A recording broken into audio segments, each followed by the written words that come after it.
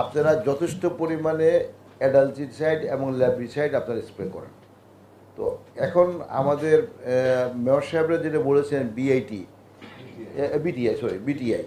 BTI যে যে কীটনাশক ওষুধটি ইতিমধ্যে আন্তর্জাতিকভাবে স্বীকৃতি বেশি পেয়েছে। এর পিছনে কারণটা হলো, আমি যতটুকু এটা লিটারেচারটা দেখেছি, সেটা হলো যে বলা হয়েছে যে মশা যদি এটা মশাতে ভিতরে এটা যদি ইনফেক্টেড হয়, মশা যদি এটাকে ভক্ষণ করে তাহলে মশা মারা যাবে, আর মানুষ যদি খেয়ে ফেলে তাহলে মানুষের কোনো ক্ষতি হবে না। তো এটা আমি এরকম প্রচারণা আমি দেখেছি। তো সেই হিসাবে আমি জানি না আপনারা বিশেষজ্ঞরা আছেন, অত বিশেষজ্ঞের সাথে আলাপ করে এই বিষয়ে খাওয়ার জন্য কারো উৎসাহিত করা যাবে না দিয়ে।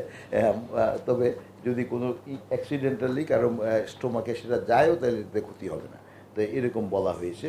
তো বাট এটা আমার মনে হয় এই ব্যবস্থাটা করতে হবে।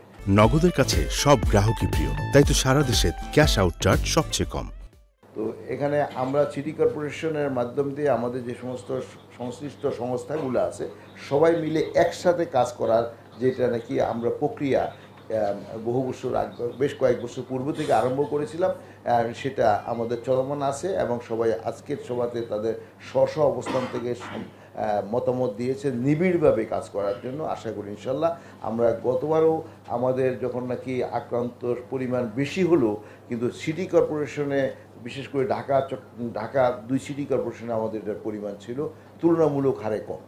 তো অর্থাৎ সেখানে আমরা এইটাতে আমি ব্যক্তিগতভাবে কনভিন্সড হয়েছি এভাবে যে আমাদের ঢাকা শহরের মানুষদেরকে আমরা পূর্বের তুলনায় বেশি সচেতন করতে সক্ষম হয়েছে। আমরা সতর্ক আছি এবং আমরা সেটা অনুযায়ী আমাদের সবাই সচেতন আছে এবং সবাই কাজ করছে বলে হয়তো এখন পর্যন্ত আমরা এটাকে আমাদের নিয়ন্ত্রণে রাখতে সক্ষম হয়েছি।